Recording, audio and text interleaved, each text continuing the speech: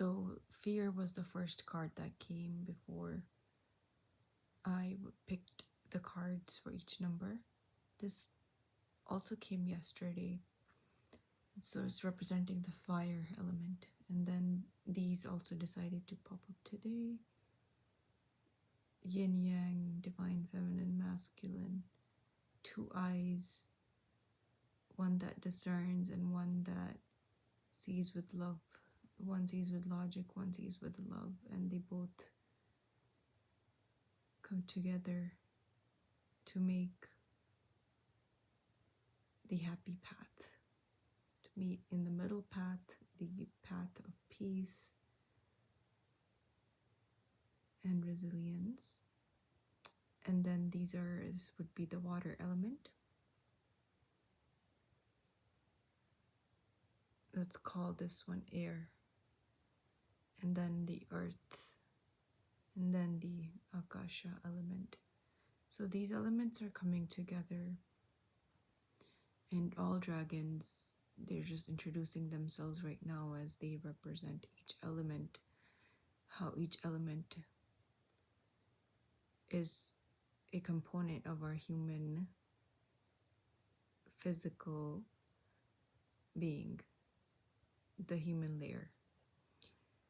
The human layer, these powers, these energies of the dragons are within our consciousness if we so choose to tap into that wider network of that oneness of source that is contained in billions or millions of types of beings, not just on planet Earth, but in all the different galaxies. The layers, the dimensions that we cannot see. The dragons tap into them. The dragon consciousness, the dragon collective serves us, if we so choose, serves us how? If we have a pure intention, pure heart, and we are tuned into the divine, or are choosing to tune into the divine to a certain extent, they come as our guides. They come to remind us to connect first with the element that you chose, the number you chose. So that's your element. You can also go off of the colors, but what strength do these elements represent? Earth is a grounding. Earth is standing firm. Earth is showing up for yourself now, showing up for others a lot. And if you're choosing a different path, maybe it's time to make a decision for that. The universe, ether Akasha element, is about choosing to be more spiritual.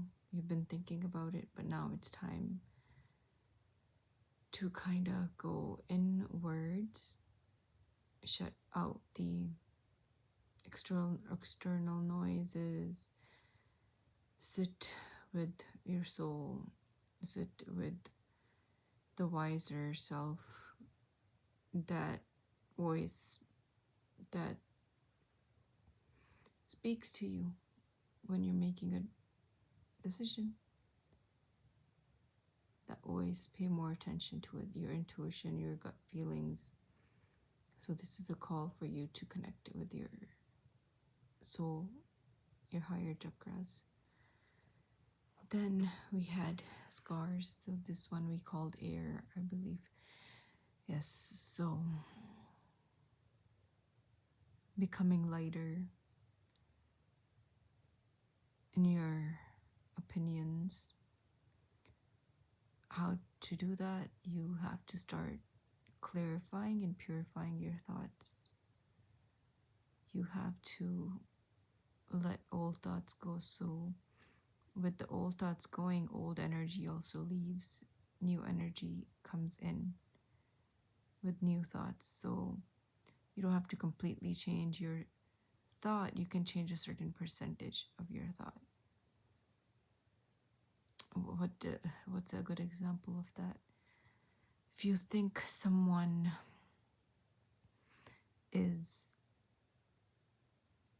gaslighting you, for example, okay, they might be doing that, but which within you, how and why What is it that's allowing them to do that? Why do you see that in another?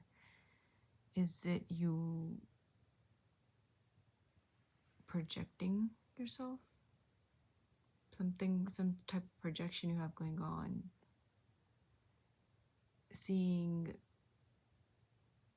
a bit of your scars, let's say your triggers, in someone else, and you're going back and forth and blaming them for that. Are you doing that? How are you healing? Scars represent healing.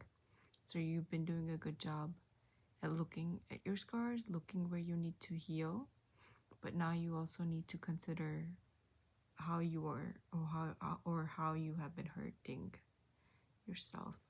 Where have you been leaking your power?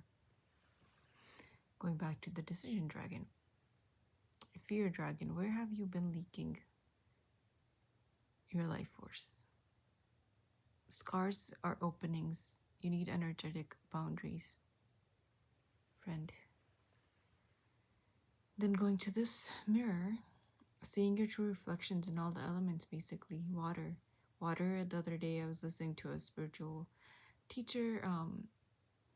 They were saying how water is also a technology.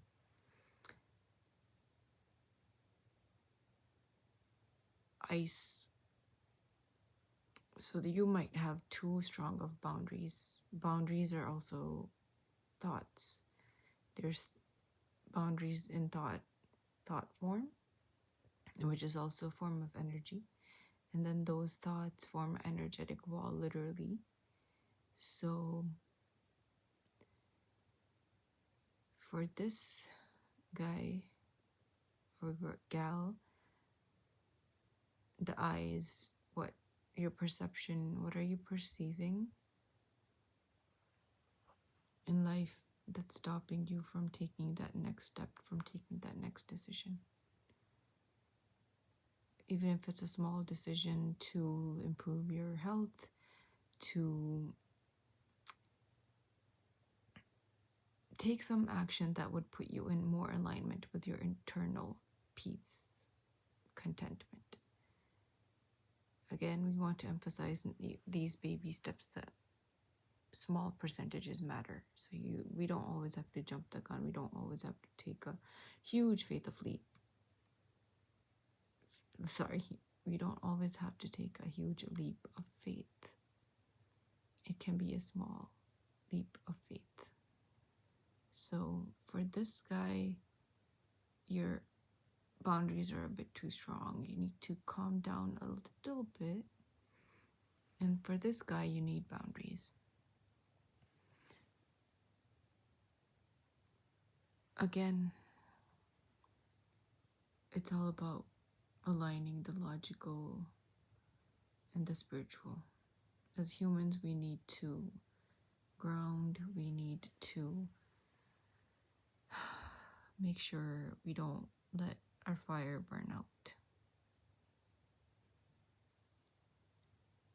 We need to not let our fire burn out. We need to use the fuel. We need to use the fire as fuel. We can't keep leaking our energy anymore, our life force. We need to stand our ground. We need to connect with our soul, higher spirit, source. We need to really look ourselves in the eyes. Where are we projecting onto others that which is weak within us, that which is lacking within us, and we see it in them, but we think they are mocking us, or they're not giving it to us, when we are the ones who have to actually give it to ourselves.